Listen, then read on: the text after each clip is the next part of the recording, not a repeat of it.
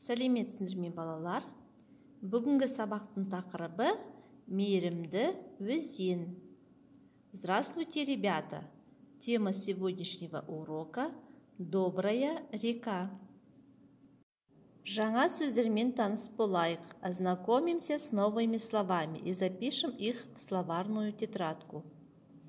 Ағып кетеді, вытекает, беті, поверхность, қатады, замерзает, мұз, лед. Тағы да бір қайталап шығайық. Повторим еще раз.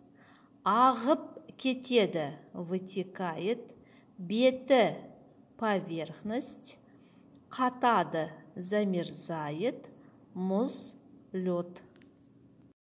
Оқы, қайтала, читай и повторяй. Ағып кетеді, вытекает, қатады, замерзает, мұз болады, превращается в лед. Оқылым, устная работа.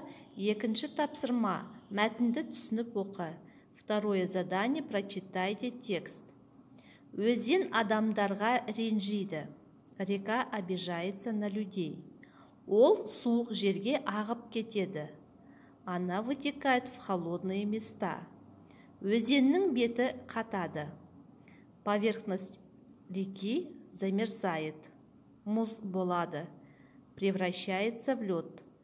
Адамдар өзенге келеді. Люди приходят к реке. Өзен, бізді кешір. Река, прости нас.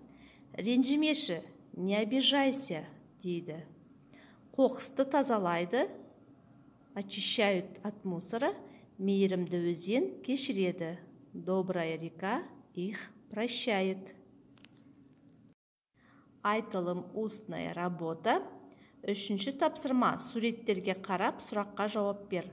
Третье задание. Посмотрите на картинки и ответьте на вопросы. Өзен кімдерге ренжиді? Река на кого обижается? На первом картинке мы видим что? Деревья, растения. На втором картинке мы видим людей. А на третьей картинке мы видим кого? Животных. Ответьте на вопрос. Өзен кімдерге ренжиді, то есть река на кого обижается? Төртінші тапсырма. Мәтінді оқып, анықта. Четвертое задание. Прочитайте текст и определите. Первое. Мына сөзді кім немесе не айтқанын анықта. Кто сказал это слово? Либо что сказал это слово? Бізді кешір, ренжімеші. Прости нас, не обижайся. Екінші. Кім немесе не ренжиді? Мұз болады, қатады, кешіреді. То есть второе. Кто обиделся? Либо что? Превратился в лед, замерз и простил. Жазылым, письменная работа. Бесінші тапсырма. Суретті сөзбен жазып, сөйлемді толықтыр. Пятое задание. Вместо картинок нужно поставить слова и дополнить предложение. Первое предложение. Бірінші сөйлемде біз не көріп тұрмыз? Ненің суретін? Өзен. Өзен адамдарға ренжиді. То есть вместо картинки мы ставим слово река.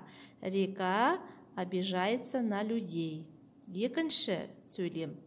Өзеннің беті қатады. То есть поверхность реки замерзает. Третье предложение. Өзен, мұз болады. Река превращается в лед. Айтылым, алтыншы тапсырма. Шестое задание, устное. Сұрақтарға жауап беріп, диалог құрыңдар. Ответьте на вопросы и составьте диалог. Өзен неге ренжиді? Почему обижается река? Өзен қандай болады? Какая бывает река? Адамдар өзенге не дейді? Что люди сказали реке? Жетінші тапсырма. Жағдаят. Сен досыңды ренжітіп алдың. Кешірім сұра. Мәтіндегі сөздерді пайдалан. Седьмое задание. Например, ты обидел друга. Попроси у него прощения. Примени слова, которые даны в тексте. Кел жаттайық, давайте учить. Жұмбақ, загадка.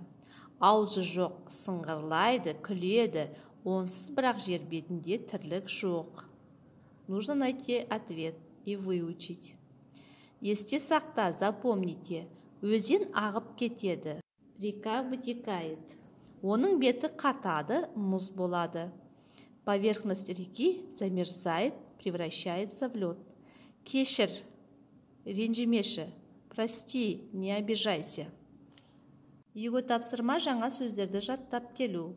Осымен сабақ аяқталды. Сау болыңдар.